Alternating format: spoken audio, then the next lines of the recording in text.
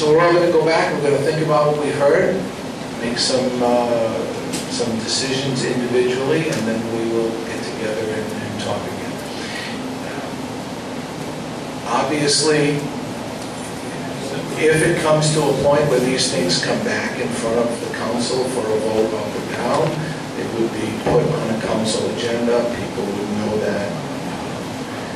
I would even commit to the fact that we would put another advertisement in the Observer so that everybody who was interested would know that it was going to hit the agenda again, in case you don't check the regular town council agendas. But certainly we only meet once every 2 weeks.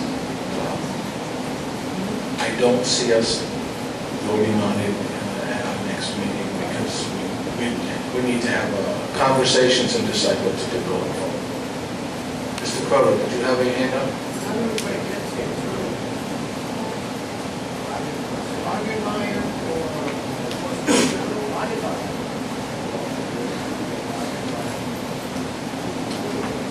We could probably do it in the Foster Home Journal. If it becomes a second public hearing, if we decide to do that, then that has to be advertised in the Observer because that's recognized as a paper of general circulation by the state. The Foster Home Journal doesn't hold up to the state regulations.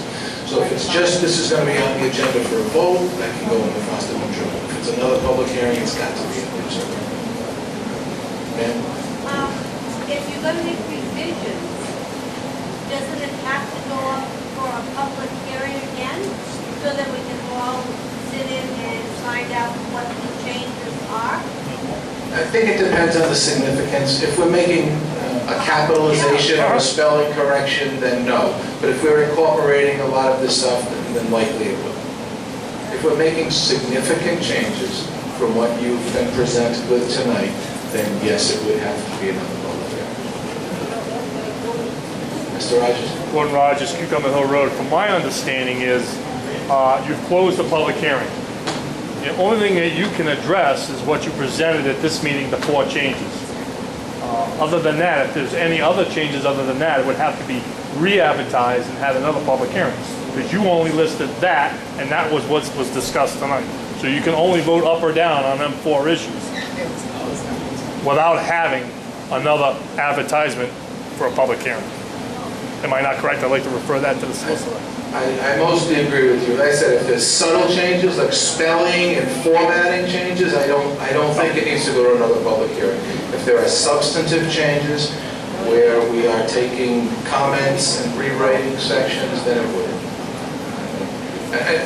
Whether the state law required it or not, I think we would owe it to the people of the town who are so well concerned about this issue. Yes? One last thing. So with all these people that were here and made all their comments, you really think there's only going to be subtle changes? I didn't say that. Well, you made you were very big. That's my job. I got it. No, I'm not.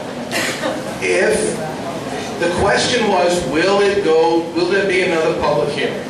If there are substantive changes, yes. If there are subtle changes, no. So I answered that question. Do I think there are going to be more than subtle changes? Yeah. Yes. Okay, thank you. Mr. Crowe.